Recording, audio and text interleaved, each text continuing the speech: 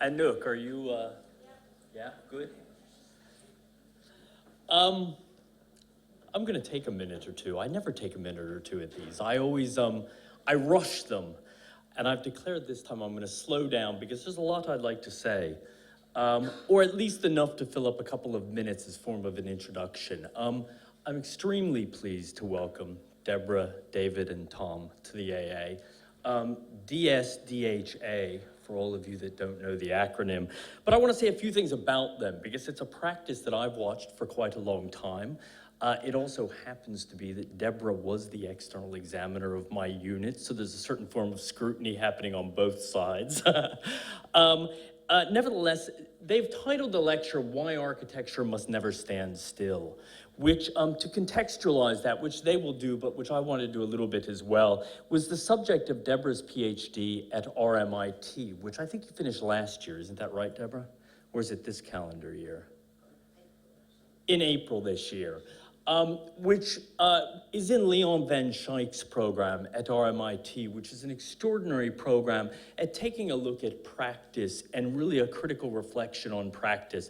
And I think Deborah said to me before the lecture that she was going to frame the talk, she and Tom were going to frame the talk around that today. But I want to give you a little bit of background first to a project that was recently completed. Deborah and David founded DSDHA in 1998, so almost 12, coming up on 20 years, almost 2 decades. What's probably the most extraordinary thing to me is that they are a British team making projects in Britain. And for all the globalization of architecture, it's extraordinary to see a team and a group rooted within this city, within this country, producing really extraordinary buildings, which is another thing that I would emphasize, is that there's a lot of research, there's a lot of thinking, there's a lot of innovation, but there's also the production of buildings.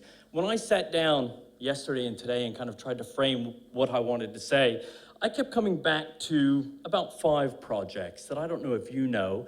I hope they're going to show. The first being South Moulton Street building, which is a gem of a little building as you would expect on South Moulton Street. It's not a little building either, but I think of it as a little gem.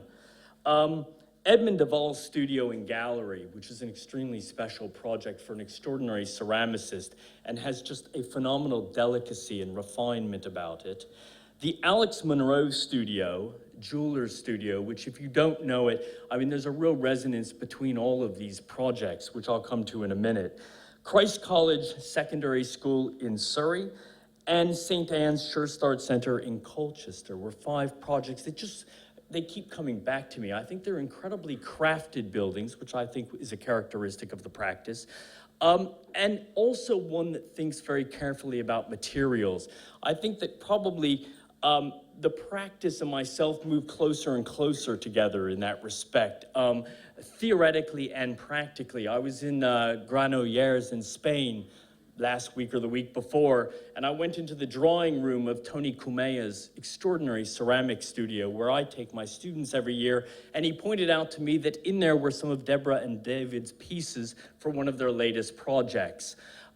Drawing in the room, but a beautiful set of just extruded ceramic pieces that had one of the most extraordinary extruded profiles I've ever seen in a ceramic project.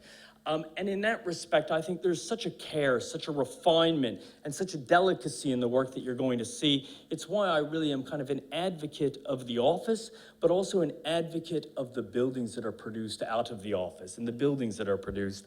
Let me say just a few quick words by way of introduction. Deborah studied at Cambridge and Edinburgh. She was a unit master with David at the AA, and the 2 of them are now unit masters at London Met, or what I believe is now the Cass School of Architecture. Deborah is going to be lecturing alongside another director in the office, Tom Greenall. Did I pronounce it right, Tom? Excellent. Tom studied at Sheffield and then the RCA. And Tom also runs a diploma unit at the RCA, or what's probably called a master's unit, is that right?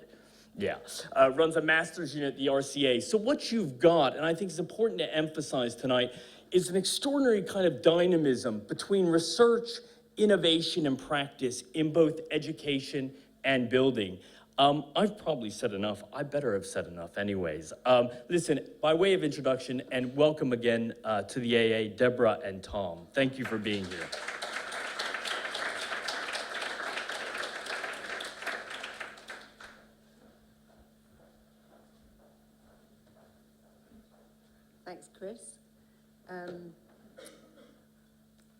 Well, I think you've said it all. I think we can go. should we just let the slides progress and see how it goes?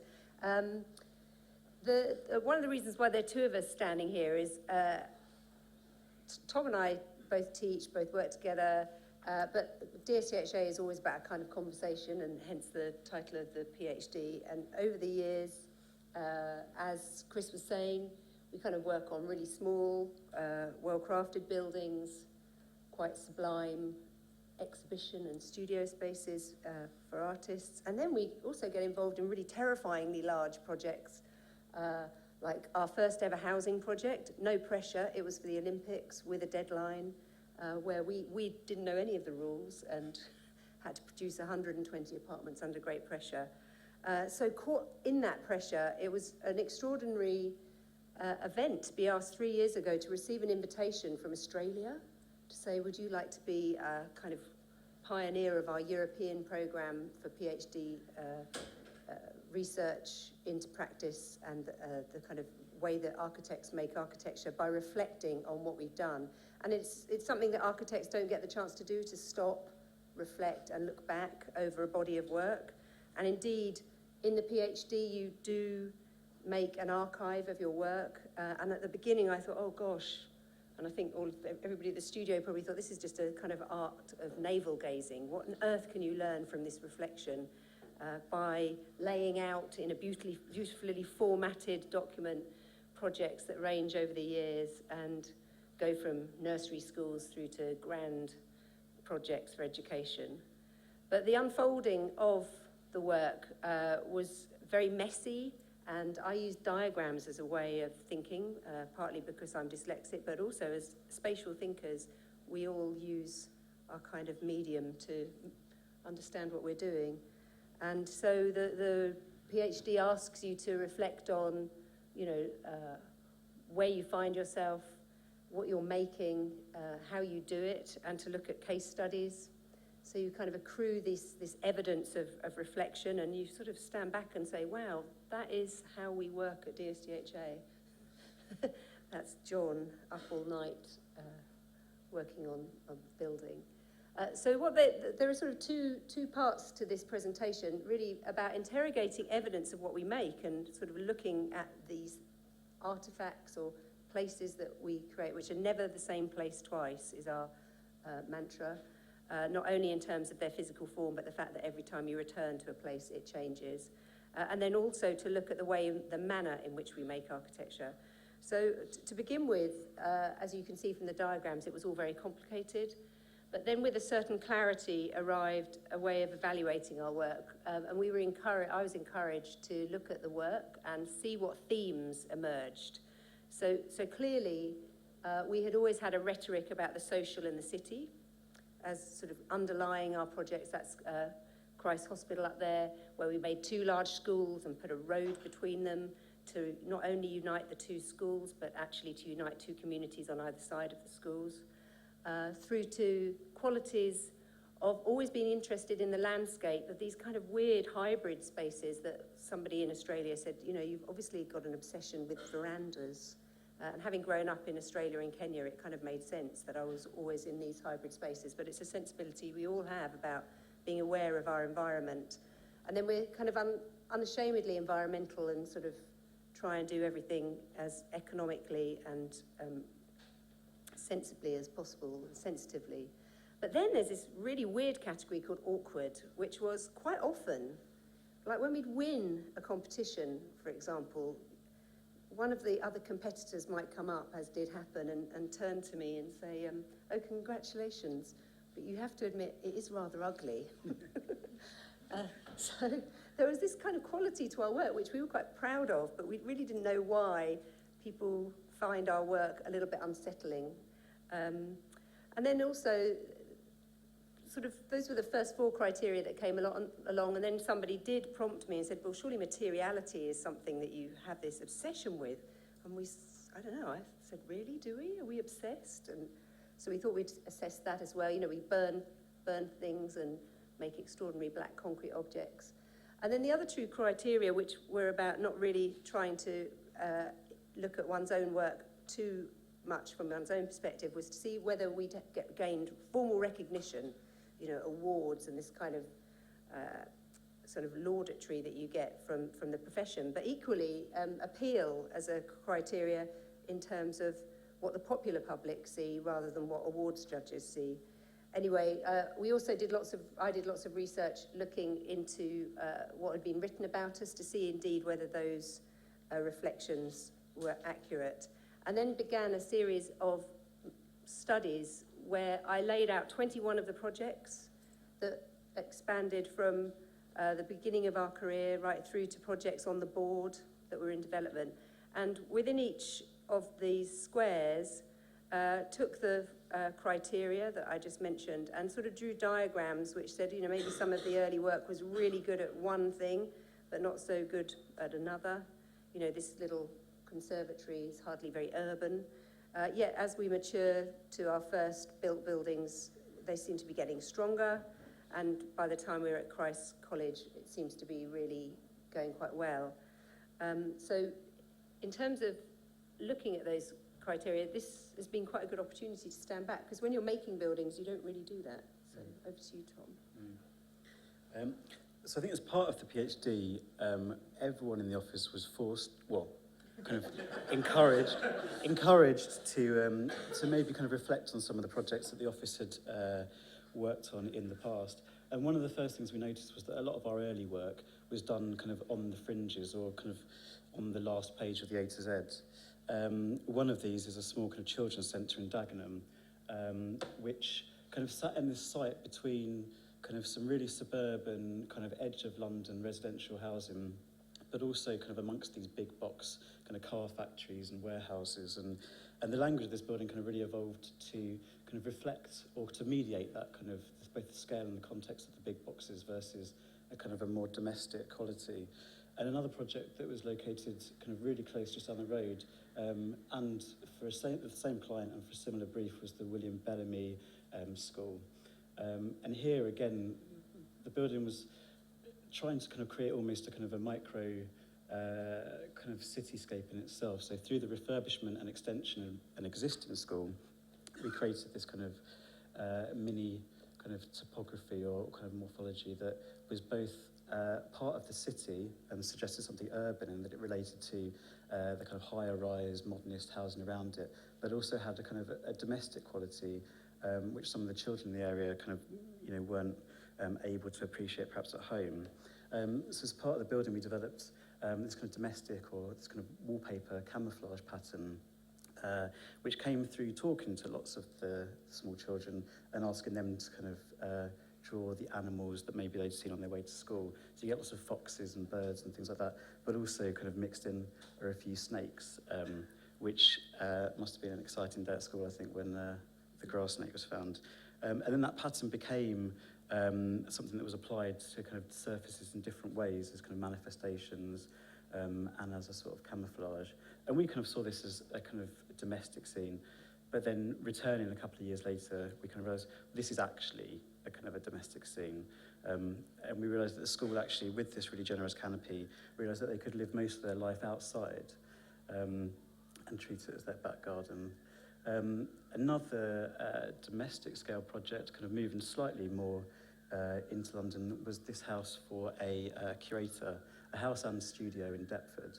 And when this house was developed, we kind of talked about it as a kind of almost a second-hand house already, in that the guy, the client, had spent years and years of his life collecting kind of all these bricks and all these cobbles from the Thames foreshore.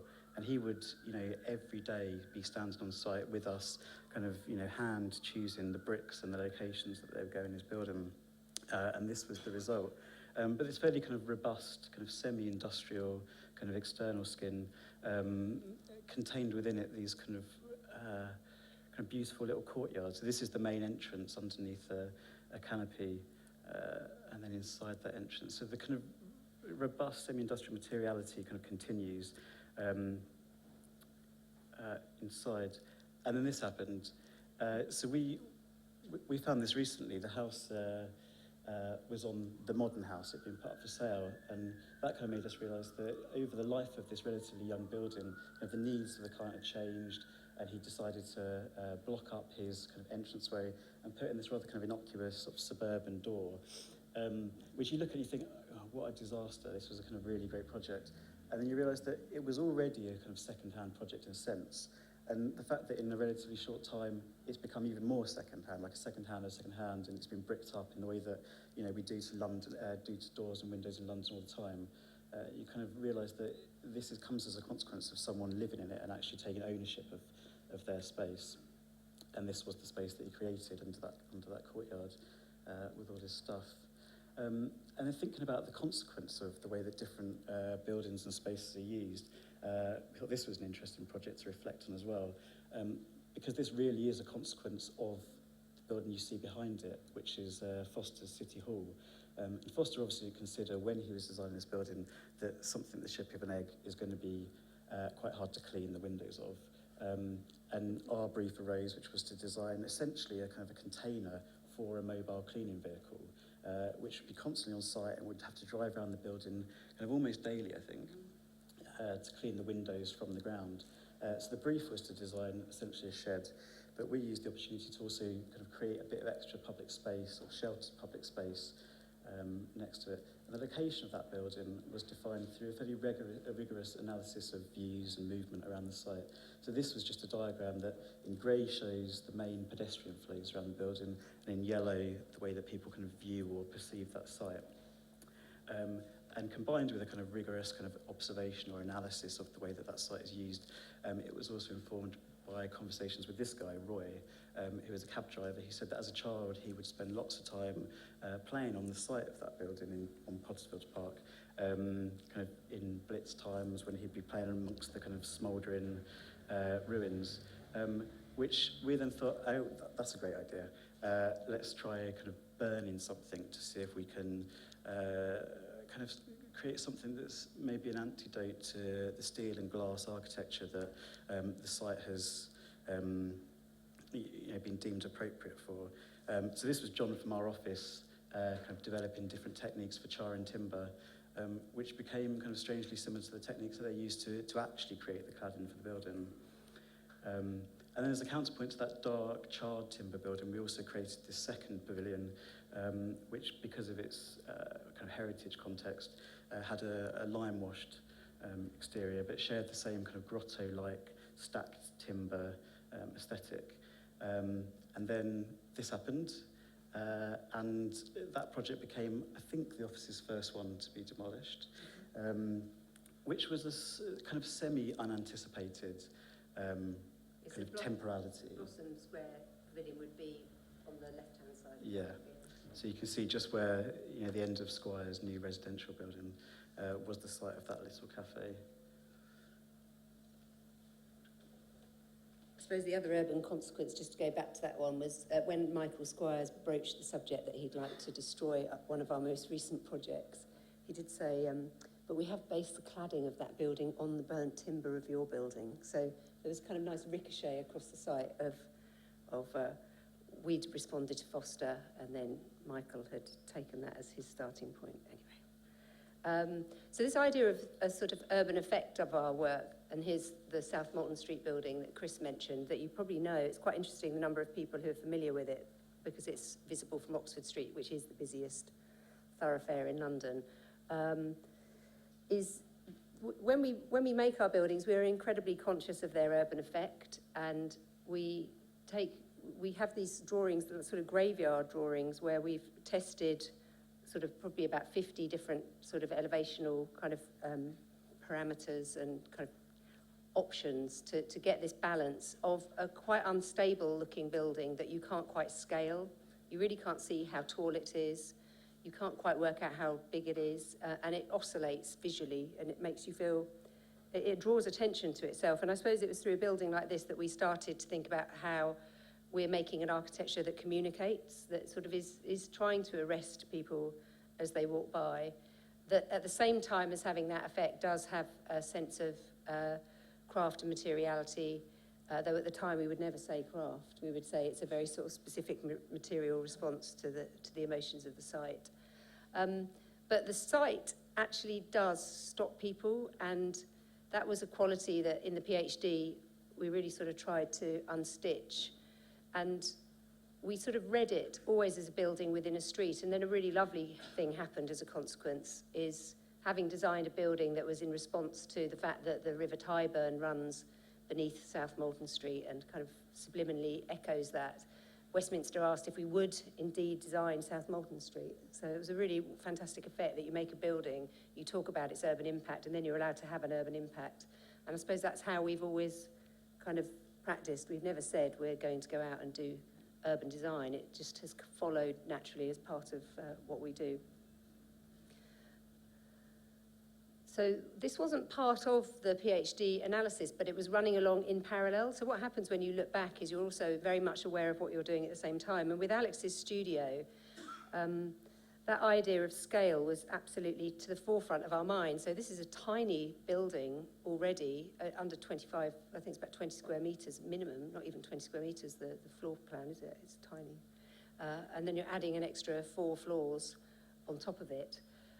Was next to some pretty extraordinary sort of scaled neighbours, but was determined to have a dialogue with it. Really didn't see why it couldn't be part of that city scene with equal relevance. And we had a client who loved Japanese pencil buildings and really pushed us to pursue that. So it's made of timber, and it was erected in a very rapid time using CLT, and it's a place where somebody will spend a whole day producing something smaller than the size of your, little fingernail, and yet has to be given the chance to look out and stretch their eye. So the windows are really carefully placed to maximise long-distance views and that sense of well-being. And then we spent an inordinate amount of time making 1:25 and 1:20 models of this building. And then we just, rather like Christopher Wren and Hawksmoor did, dare I say, a modest building called St. Paul's, you actually sort of build the model, and you can see somebody working inside there to, sort of developing these layers in a very hands-on way as designers, but also as a very hands-on way. You can see here how the zinc is hand-folded and handmade on site. And we realised too that as part of our manner of making architecture, we always take our studio to our projects. You might recognise people. And we always take beer, and we always try and work out what's going on to sort of impart our curiosity to everybody who works with us. And then we meet the people who make it and learn sort of hands-on, so that the idea that we hold in the palm of our hand, is a very simple idea. It does relate directly to that of the work that somebody does with his palm of his hand, along with the date of his oldest child on his wrist. So we learned a lot about that. But the real parallel kind of revelation for us is, as a practice we had produced so many buildings, and it was kind of a bit of a shock to lay them all out. I know we were working on quite so many, was the fact that we never ever talked in our studio about whether something was beautiful or not. And the aesthetic agenda is something that was really not part of our daily lives, so to say. But whereas now I think we do quite firmly anchor the work that we do in a discourse about new forms of beauty. And it came about by an observation from Leon van Skyke when he said, have you ever noticed the similarity between this, another Dagenham nursery, where the client had said, just make a really big shelter for the children without any columns, and we had just gone for it to provide this veranda-like space. And he sort of juxtaposed it and said, do you know Ed Ruscha? We said, oh yeah, clearly we do know Ed Ruscha. And there was this sort of subliminal relationship between an architecture that celebrates the everyday and sort of wants to make something monumental and special for ordinary people. So there's kind of celebration of new technology allowing you to do these things, of new forms of program. It's not a gas station, it's a new kind of nursery. But also celebrating the sort of heroic monumentalism that you can build into small buildings for small people, and that the idea of a monument doesn't have to be something that's just for kind of a hierarchical society, that people get a thrill from being in this space. And the thing that I found that Ed Ruscha said was that you see this piece of art, this badly done on purpose, but this badly done on purpose thing was done so well that it just becomes, let's say, profound. And that really kind of struck a chord that somehow when we were making all these models, we were going, no, it doesn't quite feel awkward enough. So we sort of went back and sort sort of looked at this issue of awkwardness and realised that in all of these projects there's actually a search for a new form of communication in architecture that is resonant and powerful, that can be foreground and background and stable and unstable. And one of the things that came out of this project was there was one project over in the corner here that had an extraordinarily small sort of diagram emerging from the analysis. You know, it was embarrassingly bad. We sort of said, wow, what happened? We were kind of poor to begin with, then wow, they started getting really good. But then the project seemed to like go off the boil. And the revelation was that that was indeed the building that David and I were designing for ourselves, which was our house. So one of the things that my PhD tutors made me do, my supervisors, was actually look at the process of why was this building considered not performing well. And basically the story was that as very busy practitioners, forever kind of thinking of what we're producing and going forward, we were trying to build and design a house kind of on the side in the evenings and not bringing it into the studio and not really talking about it. So necessarily as a consequence, it appeared that we didn't really give it time to be beautiful. It was a kind of necessity. So next time you design a house for yourself, make sure you talk about it. What happened was once we brought it into the studio, we realised it was a really fantastic project. So very briefly, basically about 7 or 8 years ago, I wrote a letter to a baroness who owned a house, which had a really big garden. And I'd been told this by another architect 20 years before when I was a student, that the only way as an architect that you are going to be able to afford a site in central London is to work some magic. You're going to have to pull off a deal, buy a big house, carve off a bit of the garden, and sell on the house. And that's indeed what we did. So down here, I'm sorry it's very blurred, is the letter that I wrote to her saying, hello, would you let me buy your house? And after quite brief negotiations, she said, well, yes, indeed. My husband's finishing at the House of Lords and, you know, we do want to sell. So this was a house site when we inherited it, completely overgrown, full of about 35 sapling trees. There were months and months and years of agonising sketching of trying to understand what this little monster was. I think it says here that we were trying to produce.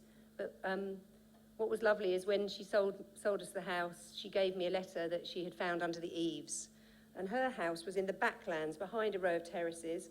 And this letter dates from 1871, and it's from the man who built her house, writing to the person who built the house at the front on the street saying, I see you have a really big garden. May I build this house in your garden?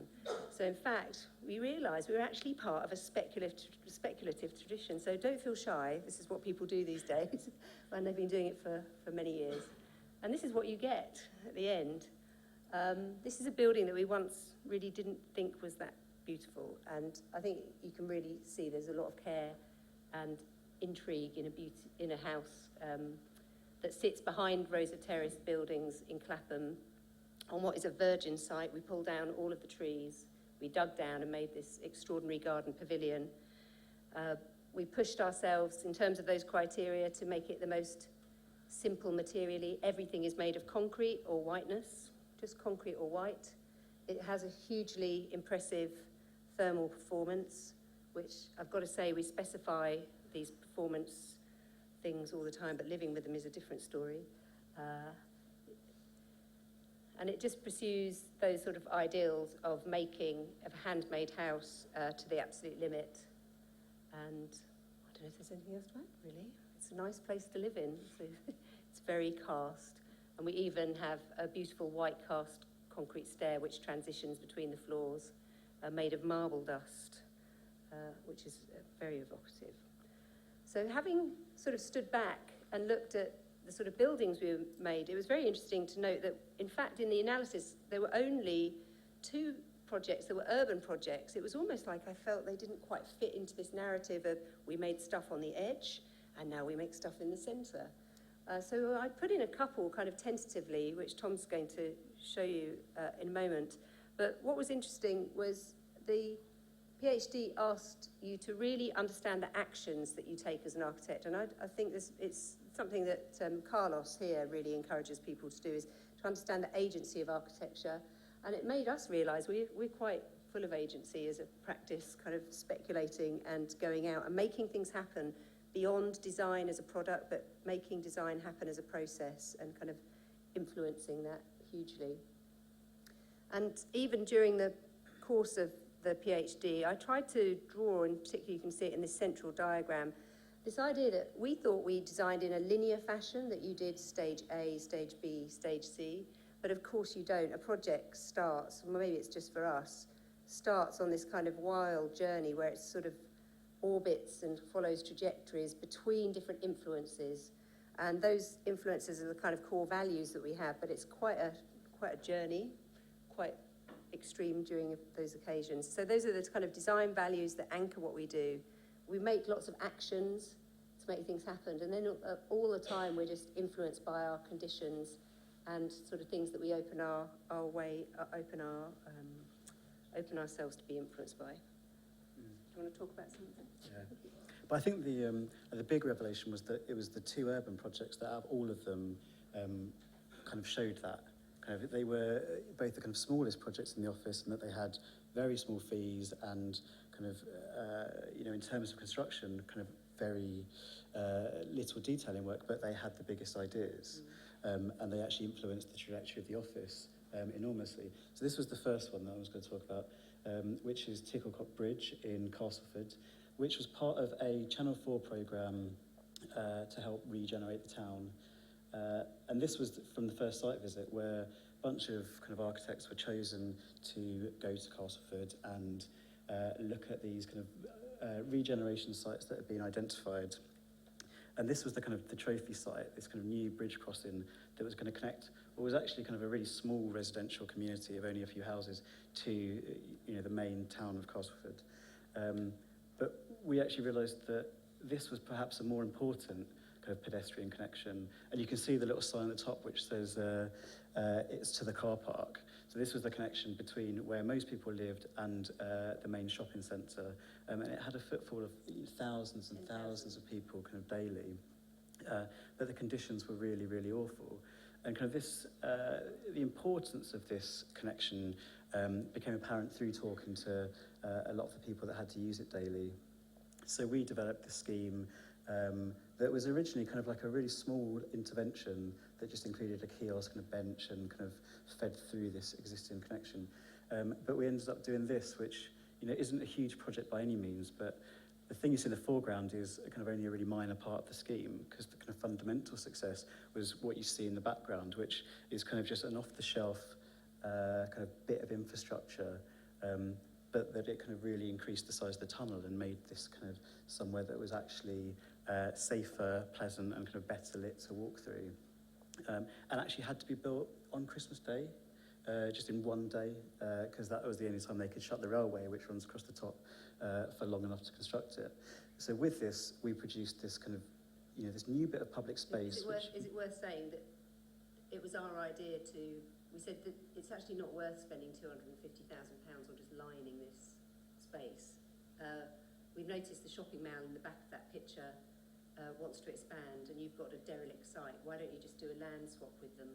And then see, as part of the Section 106 agreement, whether you can get the shopping centre to build you a new underpass. And they did it. It's amazing. If it hadn't been for us just speculating and saying that, so it all came out of a kind of conversation about land swaps. Yeah, and as a result, that kind of tiny little connection had, gained a much bigger public space, somewhere to sit and shelter. See there. And also, kind of through this process, through, I guess, the agency of the office, the local community also kind of engaged themselves, and they decided that this was something that was really important to them, and they didn't like the fact that the council had renamed this connection Tittlecott, when historically it was called Ticklecock. So through a big campaign that kind of surrounded this project that we were developing, they managed to officially rename it or return it to its original name. So we as an office, last year for our Christmas day out, went to Castleford, and we found this, which is what has happened to it since. And I think there was a kind of a little bit of shock when we first saw it, and we thought, oh my God. But actually, this had become such an important public space for the people of Castleford that they'd kind of run local schools competitions, and a winning design had been chosen that was going to kind of surface that kind of, what was that red flocked area with a kind of fish mosaic. I think it was, one of the reasons is, it's probably worth saying, is that the inspiration for that design was, that was actually covered in flock velvet, and that was rubber underneath it, because we discovered that the original space, that little alleyway, was called Tickle Cock for a reason, and it was where people went late in the evening after they'd been to the pubs, and obviously that's how it gained its name. And so having actually encouraged the local people by sort of telling the client that the local people call it Tickle Cock rather than Tittle Cot, they sort of reclaimed the name, but in essence, I think we slightly scared them with this overly seductive, quite erotic environment that we'd created. So in a way, they almost sanitised it maybe in retrospect to make it look more friendly. Less attractive. Less about cock. More about fish. More about fish. Yeah, Castleford's not near the sea, is it either? Okay, so the other project that was analysed as part of the PhD was Vauxhall Pleasure Gardens, which is known as being the site of the historic pleasure gardens in the 16th and 17th century, and it had kind of architecture like this, and it was this really incredible place. And then we kind of arrived in 2005 when it looked like this, and it was a haven for kind of antisocial behaviour. It was kind of poorly maintained, and it had these kind of facilities that just didn't really serve the needs of the local community. So we were commissioned by Lambeth Council to develop a framework plan for this park, which we did. And then over the next few years, as the needs of the local community changed and as the park kind of did see these kind of incremental improvements, we evolved the master plan with that, and also our kind of graphic ability as well, I think. But every time we drew it kind of at this scale as well as at the scale of the park, which really started to show Lambeth the importance of this bit of green space in the kind of wider context of Vauxhall and everything else that's now going on there, which is this. And all of these people, really, Vauxhall Pleasure Gardens is their kind of their most local bit of kind of urban green space. And this will be what Vauxhall Pleasure Gardens looks like in a few years' time if nothing goes wrong. But so obviously this bit of green space is under a huge amount of pressure to serve the needs of a lot more people than it does now. So kind of by a bit of misfortune, TfL helped us out by kind of driving this bus through the existing entrance, which meant that they had to kind of support the rebuilding of that location of the park, which allowed us to do this, which was one of the projects identified by the framework plan, which was a new entrance that included these two monumental 18-metre tall black concrete columns, which were both a kind of gateway feature and sat on the kind of entrance to the historic pleasure gardens, but were also kind of really tactile and really crafted, and these were cast in situ in kind of 6 separate concrete lifts over the period of about 2 months, I think. But it was an incredible process to watch, and they included new lighting, new planting, new public space. And it does now mean that this park, this entrance to the park, people do use it all times of day, whereas before, the park effectively was a no-go zone at night. And the location of those columns and also the rest of the framework plan was, like other projects, informed by this analysis of how people kind of view the park, or where the main approaches are, and what are the obstacles to kind of understanding the landscape. But like to talk, it also had its kind of other issues. So as part of the project, the most controversial thing that I think happened was that Lambeth decided to remove one of the mulberry trees that sat in the entrance. And this was described by the Mail and by the Telegraph as being a kind of 17th century 70-foot mulberry tree, and they included this picture to highlight that. But when it was pointed out to them that that wasn't actually the case, they decided to change it for the Van Gogh, and the Sun got involved. And the reason for this was that Nigel Slater, the TV chef, had made a programme where he had apparently gone to Vauxhall, picked some mulberries and showed a kind of a range of recipes involving those mulberries. We don't think he probably did do that, because that little tree there is the kind of dead mulberry bush that was being described as 70 foot in the 17th century. I think it was in fact kind of 7 years old, and had probably only been growing for about 3 of those years before it died.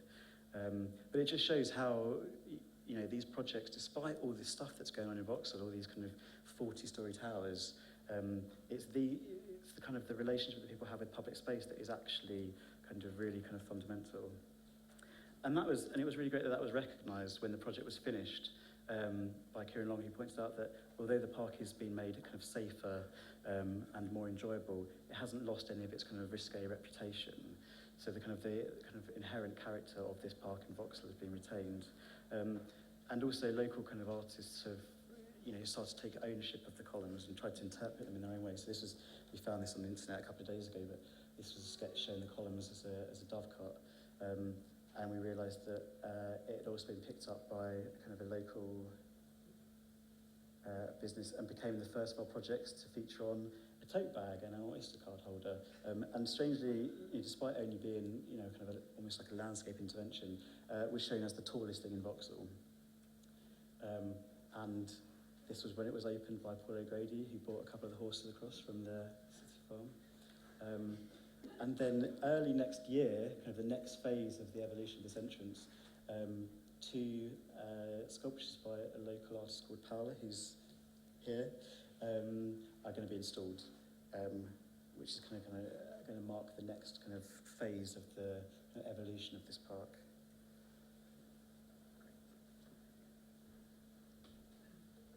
It should be said that Paul O'Grady developed his career in the Royal Victoria Tavern just next, the Royal Vauxhall Tavern right next door to those columns. So he was the kind of local celebrity, wasn't he? Just sort of dwelling on this idea of this sort of kinetic exchange in our research. It's so strange when you haven't realised that you're actually quite an academic practice, and it was really wonderful. A few years ago, Tom and I, along with John, made a submission for the fellowship in the built environment of this amazing institution called the Royal Commission for the Exhibition of 1851. And we thought, God, who on earth's that? But actually, it's the people who built this. So it's the Albert Hall, Albert Memorial, Exhibition Road, all the way down to the Natural History Museum. And they are, in effect, one of the biggest freeholders in central London. But the people who run it didn't kind of realise, did they? So it was only when Exhibition Road was built, they said, oh, maybe we should actually look at our own sort of territory and see if we can make some improvements. And if we're putting this fantastic Exhibition Road down here linking up to Hyde Park, maybe we should look around this area. So we put together a submission, and we had a bit of an advantage because the year before I had been teaching in Switzerland at EPFL, and I had set the task for my students to understand the relationship between Hyde Park and Kensington Gardens and the rest of the city, always sort of speculating on these questions of where is this place, why is it here, and why is it divided in two, and why does no map of Hyde Park ever show Kensington Gardens, and vice versa. So we found some wonderful bits of research about when Hyde Park and Kensington Gardens suddenly became the centre of Britain. In 1851, one out of 3 individuals came to that exhibition in the whole of the United Kingdom. You've got to remember that's 1851. They didn't have EasyJet. They didn't have really great transport systems. They flocked to the city, and what we found in this artefact was they actually made a map where you could hold this project, this Crystal Palace by Paxton, in the palm of your hand and see it in relation to St Paul's, to the river and Westminster, to the British Museum and to the train stations, and that you could sort of navigate. And what we discovered was that was precisely the problem with this part of London, is people really don't quite know where it is within the centre of the city. And we did lots of really traditional research about the history of this site, which came out of the funds raised by the Great Exhibition, where they set out a great big plan with a huge garden for the Royal Horticultural Society on this territory, and decided they would bring together great museums that would be down towards the south, next to a large garden. And over time, they sort of gradually built it out, and Albert died, and the Albert Hall was built.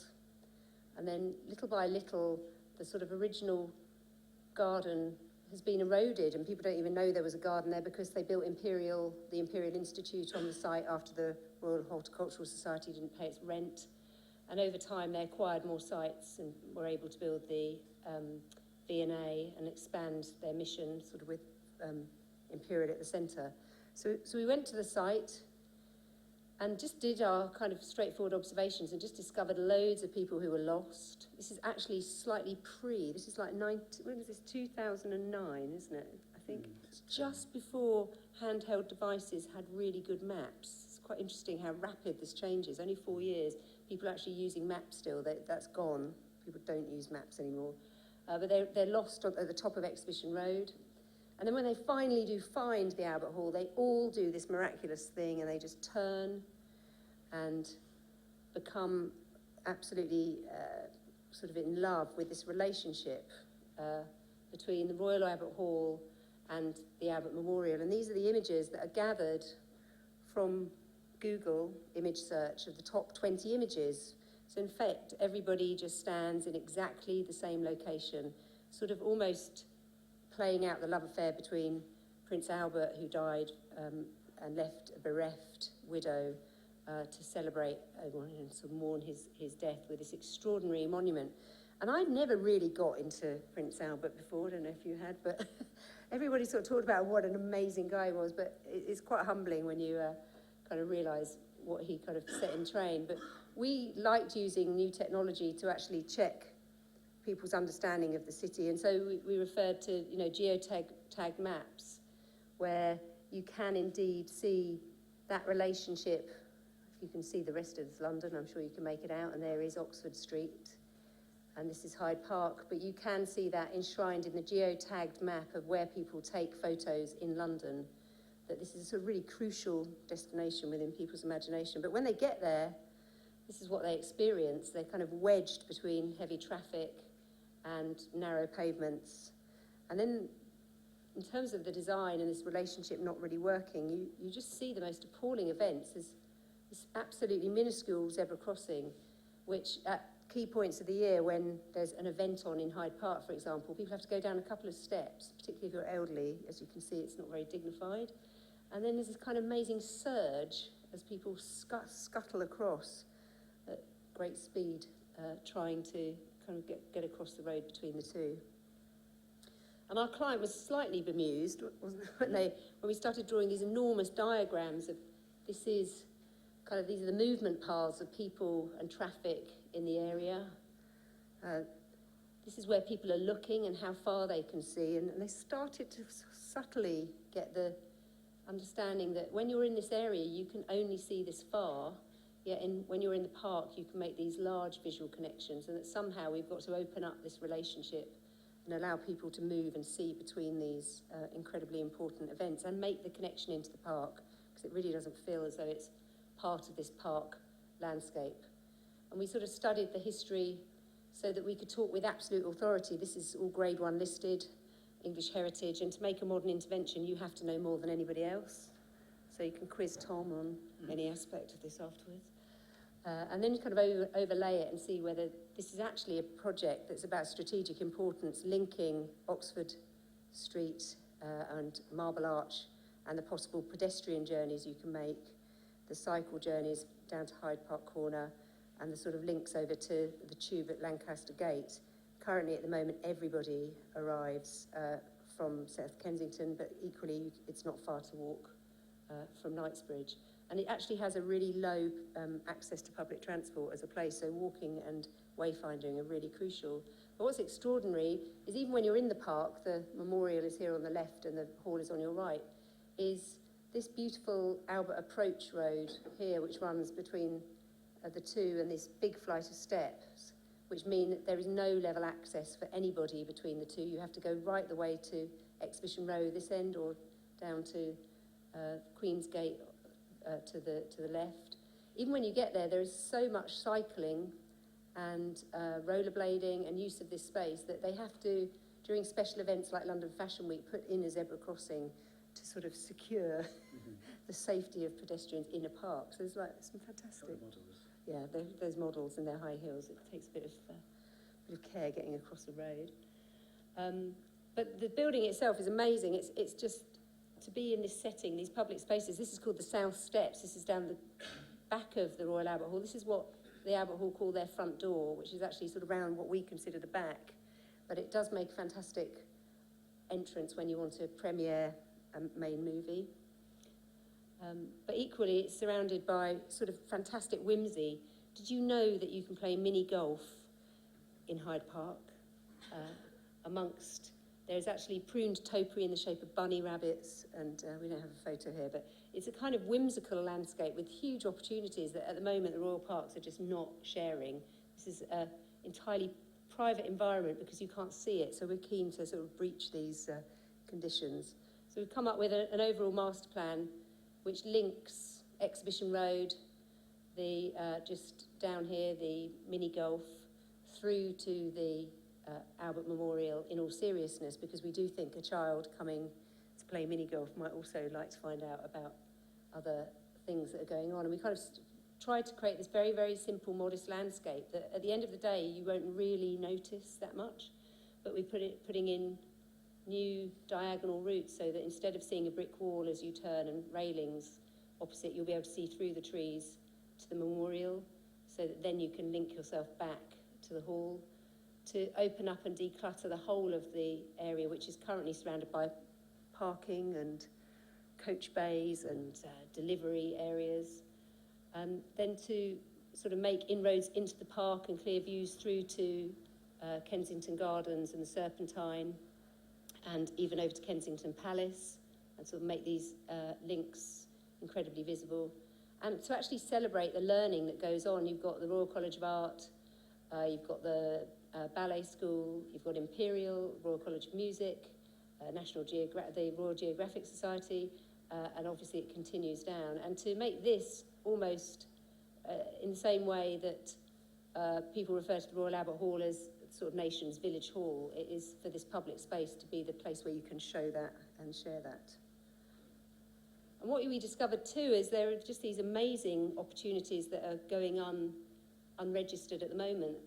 Tom and I were lucky enough to be one of the few people that was allowed to explore, what do you call it, the undercroft of the Albert Memorial, this extraordinary piece of architecture above which sits this golden image of Albert. But the whole of that memorial is a celebration of kind of learning and craft. So we're sort of looking in the long term at taking an entrance like this, that's how you go down, and seeing whether there's actually the capacity to create new environments to share on a wider scale. So then finally, I thought there's no way that you could come to the AA and not talk about a project in which the AA sits and in which we're sitting. We got an interesting telephone call just 2 years ago during the PhD. Somebody phoned up and said, would you like to look at master planning the whole of this area? I'm like, are you joking? So obviously we're just in here. They said it's a project that spans between Shaftesbury Avenue down here, Centre Point, Tottenham Court Road, the whole of Tottenham Court Road and Gower Street, right the way up to Warren Street and Euston Road, and then all the way down to that strange junction here at the bottom of Bloomsbury Street, where there's a sort of collision between New Oxford Street, Shaftesbury Avenue, and a place that I'd never heard of and no taxi driver I've ever met knows, which is called Princess Circus. But this job came about because of working in the area. I don't know if you just go up the road to Whitfield Street and Warren Street. There's a lovely little public space behind the west side in Fitzrovia, where we're building, I should have put a site photo in, shouldn't I? This affordable housing above an existing building that's now been changed from warehouse into affordable housing. And these are some of the tests that we did of the different roof forms we could drop down to crown the building. And the planner, when they saw this, they were so delighted. They said, God, it's really great working with DSDHA, and we'd love to do more projects with you. And then we came in with another project and said, oh, this is really good. We're really enjoying working with you. This is a new building. You'll see the building site if you go onto Charlotte Street, where we're building quite an elegant, Tom's the director in charge of it, elegant brick building, which is new affordable and private housing and workspace on Charlotte Street, but which is crowned with this most beautiful set of pavilions on top. And what happened was this planning officer was so interested in the fact that every time we talked about the buildings, we talked about the city. He said to his colleagues, you know, we've got really bad designs for Tottenham Court Road. We've got to pull the plug on it. We've got to desperately change the design team. Can DSDHA be on the list, even though they're untested? And he lived, believe it or not, in Vauxhall, so he'd seen what we'd done in Vauxhall. So it was a lovely kind of collision of events. So we did lots of traditional mapping, just looking at where we are right now, sort of discovering the history and narratives, the windmill that was there, that after which Windmill Street is named, the original house for the British Museum, the beer flood. Did you know that 36 people died just on the corner of St Giles when this brewery had a terrible, catastrophic disaster, when the big tanks all collapsed simultaneously, and if you go down the back streets of New Oxford Street, you'll see the sort of remnants around this area of the really narrow alleyways in which people were living 12, 16 to a room in basements, and when it flooded the basements and they died. Almost a kind of apocryphal sort of story of what Hogarth was predicting. But we did more traditional understanding of the ecology and sort of environmental history of the site. The fact that the Fleet begins its gathering of water up near Warren Street, down to the sort of fields and sort of different sort of dueling sites that went on. And then what we had to deal with was looking within this red line area was just the absolute surge of people. I don't know if you're quite aware of the scale of disruption that 150,000 new people a day are going to emerge at Tottenham Court Road. That's like picking up Westfield Shopping Centre and just sort of pouring it onto the pavement on a Saturday, maximum capacity. It's absolutely vast. And the footpaths are simply not wide enough. You've also got that of the new High Speed 2, which would significantly impact on the surge as well. And in the future, as it grows, in the last few years, there's been a 70% increase in cycling in this area. So it's a completely shifting bit. And it was an area that Camden refused to even call the West End until recently for sort of political reasons. I think they really didn't like being associated with, they were about the north and about social housing, and they never really looked south of Euston Road. It was a bit of an embarrassment that they had this bit of West End real estate. And in terms of embarrassment, it is an embarrassment of riches in this area that we mapped all of what we termed world-class institutions, and you are there, but we haven't even got your new extensions across the road. Look, we're not capturing it accurately. All of the sort of learning environments in immediate environs, there's more over here as well. That when we showed to business leaders and, sort of people who are paying in 106 money for these huge improvements, the people for whom we are doing the developments here in Fitzrovia, they did not know that they were next to the best university one of the best universities in Britain. They literally didn't know the scale of the estate of learning that goes on here, combined with the sort of museums, and that they have readdressed their mental map of this area now to recognise and sort of make connections with education and learning. And then we did more traditional mapping. Camden wouldn't pay us to do public consultation, so we said, fuck that. We went out with a clipboard and we talked to 100 people. We always do this, every urban project now, and just found where people were walking and why they were actually missing out what was termed the Gower Peninsula by somebody, this island of impenetrability in which you sit, which is really acting as a barrier because of the gyratory system around it of one-way roads and not letting people work east-west. So here is the scheme. It's really simple. That's Tottenham Court Road on an average day, and this is what it's going to look like in the future. It's going to be very simple. We're just going to dramatically reduce what is effectively, in terms of lanes for traffic. The area is, 3 lanes at the moment, going to 4 in places, and there's the addition of loading to two-way street in which only cyclists and buses can go, and maybe taxis. They're not allowed at the moment, but we'll see how it goes. And then making huge increase in the widths of pavements, so that you can sit outside in the west-facing sunset and sort of enjoy being outside. Remaking Whitfield Gardens.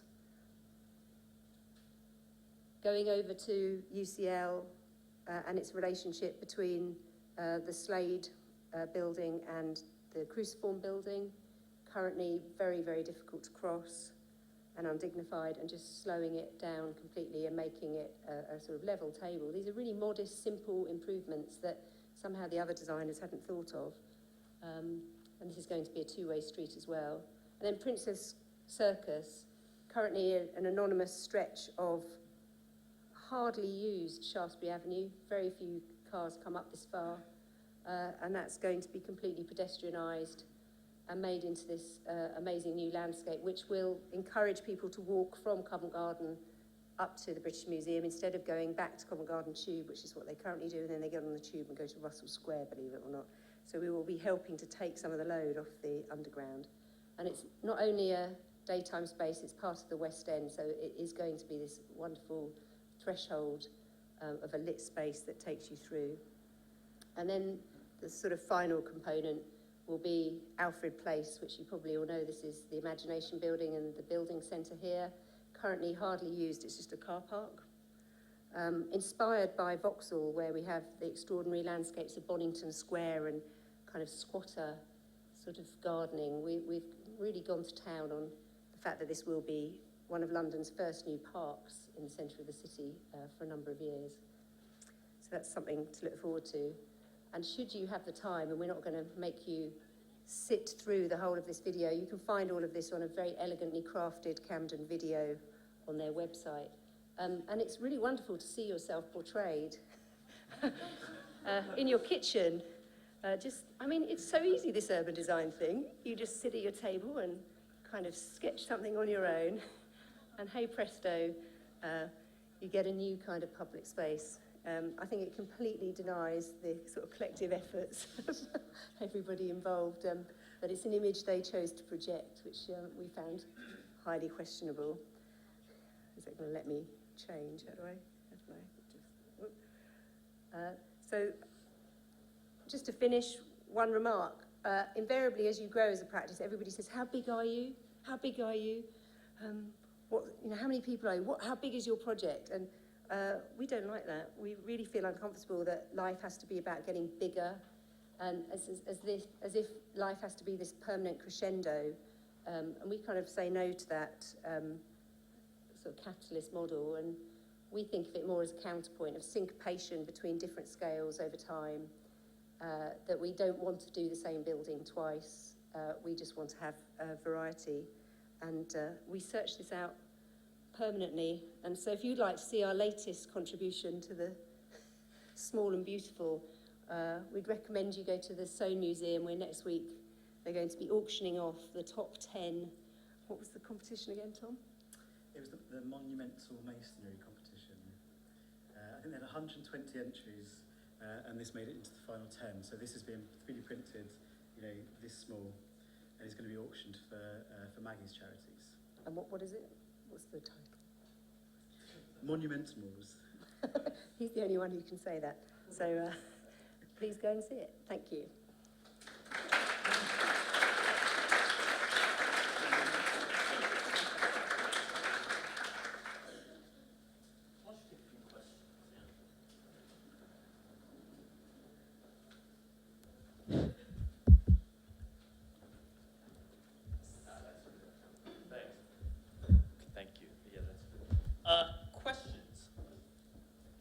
I think we explained it all, didn't we? I did.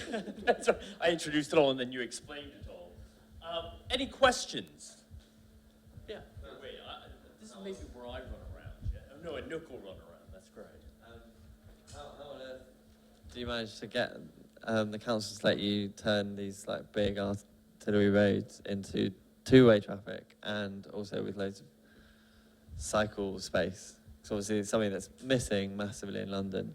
And I was just interested how the city responds to that, and if they have actually concretely said that they will do this, and if you think that's a precedent for the rest of the city. Well, I did make it look like I sat at the kitchen table and just designed it, because obviously there's a huge team of people involved to make that happen. And there's been political will in Camden for the last 10 years to just do something about Tottenham Court Road. It's just unsustainable in terms of how awful it is. And then this really amazing thing happened, Crossrail. And so at the beginning of our appointment 2 years ago, there was a lot of doubt about whether the vision that we were promoting with Camden and with TfL would actually work. Because they have this great big machine called Visim. Do you know about Visim? It's a sort of computer modelling of traffic flows, and there are other models that they use. And they basically plug in, you know, here is a 4-lane highway, one way, and let's put in a 2-way limited access proposal, turning everything back to 2-way. And there was palpable fear in the team as the results were sent off to TfL, who really wanted it to happen as well. They're, you know, really behind it. And everybody expected the machine to start going, wah, wah, you know, it's kind of glowing red as it kind of melted down with the impact on the rest of London, which is the myth that is promoted about closing roads. But what they had neglected to take into account is because you have that really big hole at Tottenham Court Road, nobody drives down Tottenham Court Road at the moment in the scale that they did before. So you only have a third of the traffic on Tottenham Court Road that you had 3-4 years ago. So Crossrail has been the saving of Tottenham Court Road because it showed that at the moment there will be no more disruption than is currently caused by Crossrail. Does that make sense? And when they take away the building site, there will be still enough room for that third of the traffic. The reason why Crossrail is also good is it gives political expediency a kick in terms of they have to do this before Crossrail opens, because if they don't, all the traffic will come back. And then it will send everything into meltdown, and they won't be able to prove it in numbers, because the numbers are what matter at the end of the day. So it's happening imminently? Well, it goes to Cabinet. We've just finished public consultation on the last of the public spaces, and it goes to Cabinet, as it's called, in December, the report. So in the new year, they will hopefully be pushing the go button to start in March. So then it will be a nightmare out there for the next 2 years, I think, while they try and make it happen. Any other questions? I Deb- could just say something else yeah, on that, just to conclude, about the first project we ever worked on an urban scale, apart from our own smaller ones. We were invited to work with Foster's on the redesign of Parliament Square, and Foster had a maxim, you know, if you don't draw it, it will never happen. And he would routinely just strike through roads and say, let's close it. And I think if you've been in the presence of somebody with such audacity to do that, it's kind of infectious, isn't it, really? Deborah, I want to set the context for the lecture a little bit, because in a way, for those of you that don't know it, the program at RMIT that Leon Van Schaik set up that now does have a European element to it, it's incredibly rigorous, one by which you look at the practice. But often, Deborah, I know that what comes out of that is a change in the practice or a shift of things. And I was wondering, you talked about quite a lot of the analysis and the way that you looked at the office. As a result of that project being complete, let's say, that process of reflection, what's changing in the practice, or what have you looked to shift in the practice? So, Tom, why don't you answer that? Has it changed? Oh, I got promotion, right. which I think was kind of related to looking at the how things were working, what was working well. Yeah. There you go. Right, so there's Right. No, but seriously, some good examples are we, in terms of the way that we work, we moved studio, and so we customised the way that we work as an environment to be even more self-consciously like being in the AA or at the RCA or the CAS. They are studio workshop spaces in terms of the walls are plastered with images and drawings, and you're kind of suffused in a process-led environment. And we've even developed a new way of reviewing work on panels that can be moved around and swapped, so you always have a wealth of visual information.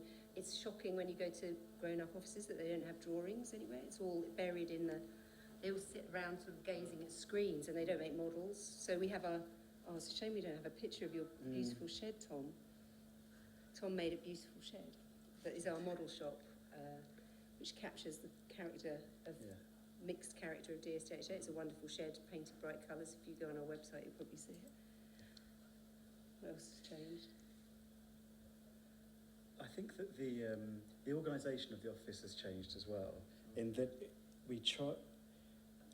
I mean, it's hard to put anything in kind of like, because it was a really slow process. It happened over the whole course of the PhD, so it was a kind of 3-year evolution. But we kind of restructured so that, in theory, kind of, you know, everyone was more supported, and that everyone, you know, at whatever level they were in the office, kind of had a kind of an ownership of the projects.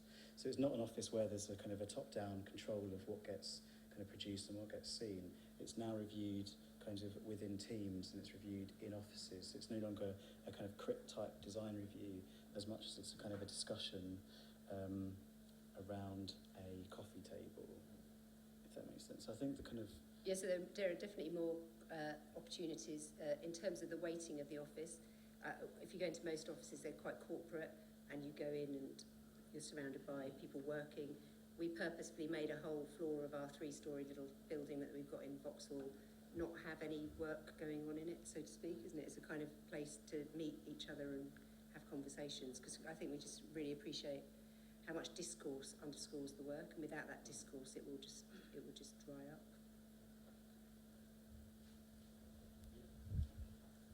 Thank you. Thanks for the lecture. From the lecture, it seems, especially at the end, that you don't want to go bigger, because you already got a deep culture in terms of researching and teaching. And even myself, I met John once, because now he's doing a PhD, right, on housing. And so because you had a project, for instance, the Olympic Village, it seems like so big and so fast. So is it true that, for instance, like in the next 10 years or 20 years, you are reluctant to accept such a big project, any more project like this? We like big projects. I mean, we're really happy if somebody said design us an airport, we'd do that. But we wouldn't grow the studio. We do lots of partnering arrangements. So we kind of promote new ways of working. So we're doing some horrifyingly large projects, which we haven't shown you yet, which will really scare us when they're finished, which is the Kumela project, where Kumela are making these beautiful ceramic panels for a building which is for 265 apartments in Westminster. I mean, the one I read in BD. Yeah, it's huge. And they said that it was worth £60 million Yes, in BD. yes. It's like double it, you know. But we work on the design, and then another company delivers the 264 different types of bathroom that this really complex design has. I mean, you don't need to be a big office to do big projects. I think that's the thing. I think it's just about the way that things are structured. And in the way that you work, and the kind of the bits of the design that you're kind of more interested in. I think a lot of the quality of the building is kind of safeguarded very early on. Yeah, so hence I went to Kumela last year in November and really promoted them to this developer to be the only people who can make this. They tried to tender it out to other ceramic people. I said, no, Kumela, and they're doing it. But I had to insert myself into the process and physically go and then send them there, and, you know, like kind of make things happen.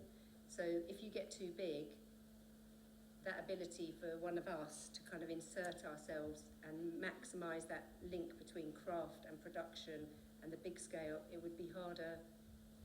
Could be lost somewhere. It might be lost. Yeah, I think also that staying small means that every project is a kind of new project, or a different type of project you've never done before, and that allows you to be a sort of professional amateur, and you're doing it. There's always the sense that you're doing everything for the first time, and clients, as long as you're honest with them, kind of accept that and embrace that, and they then decide for themselves why they've appointed you in the first place. And it isn't because you're huge and that they know you've done 10 million of these projects before. Yeah, that was a big revelation from the PhD, the change. We used to sort of slightly apologise for being in South London and with like really grotty studio and like the smell of curry in the air because we just cooked lunch all together, and these people would like swoosh in from Mayfair kind of, or jet in from India, and they would just be horrified. Do you remember? They would be horrified. And we used to sort of apologise and go, oh, you know, sorry, it's not kind of swish. And then we just, like the PhD said, just be yourself. You know, the best thing you can be as an architect is to be yourself. And so a lot of architects spend a lot of time trying to be something that they inherently aren't. And so it became the swish client turned up for a make or break project. They were losing faith in us. We weren't performing to the same level as the other big guys they were employing. And we just said, look, guys, this is what we do. We're not like the big guys. We're special. We believe in making things beautifully. And they suddenly went, oh yeah, you are a bit different. Oh, that's great. And they kind of went with us. Maybe. And do you mind me asking again, like, number of the practice, like, range, like, from, I don't know, 20 years ago and to now? And is there, like, a cap or? What, in Like 1998, it was just me for a year or so working with an assistant, and then David came and worked for about a year, didn't you, to help set it up. Then David went to work with somebody else to get some bigger scale experience, while I carried on thinking I would still be doing loft conversions and back extensions. And then we started entering competitions, and suddenly this thing happened where we kept win, all these education projects. So David stopped. You were meant to work somewhere else for 5 years was the plan, but within about a year he came back and it carried on. So when we won the Olympics, we were about 15, 20, and now we're 35.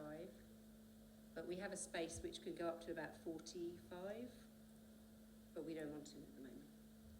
So we hope not. But you can laugh at us later when we have 700 employees. And satellite offices. Yeah, all over the world. Any other questions? Does your practice have any interest in working overseas? David's going to the Caribbean on the weekend, aren't you? Which is surprising because one of our ex-employees was from the Dominican Republic, and Melissa now works commissioning urban projects in San Domingo. So that's the only other place. So it might be the beginning of something, these sort of more international projects. But I think we were interested in doing work further afield. In the next phase we're going into, we're more conscious that we'd like to do that, aren't we? I think so, but I think that our process is sort of about really understanding the context. And I think that's really difficult when you have to get a flight there that takes 14 hours. Yeah, I don't think we're very impressed when we meet people who say, oh man, I was on the plane for 40 hours last week and, you know, I've been in Doha. And that's just not what we're about at the moment. No. Not yet.